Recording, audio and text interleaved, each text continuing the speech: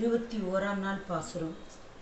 ஏற்ற களங்கள் எதிர் பொங்கி மீதளிப்ப மாற்றாதே பால் சொரியும் வள்ளல் பெரும் பசுக்கள் ஆற்ற படைத்தான் மகனே அறிவுராய் ஊற்றமுடையாய் பெரியாய் உலகில் தோற்றமாய் நின்ற சுடரே துயிலெழாய் மாற்றார் உனக்கு பல்தொலைக்கண் பாசர்கண் ஆற்றாது வந்து அடிபணியுமா போலே போற்றி அமர்ந்தோம் புகழ்ந்தலொரெம்பாவாய்.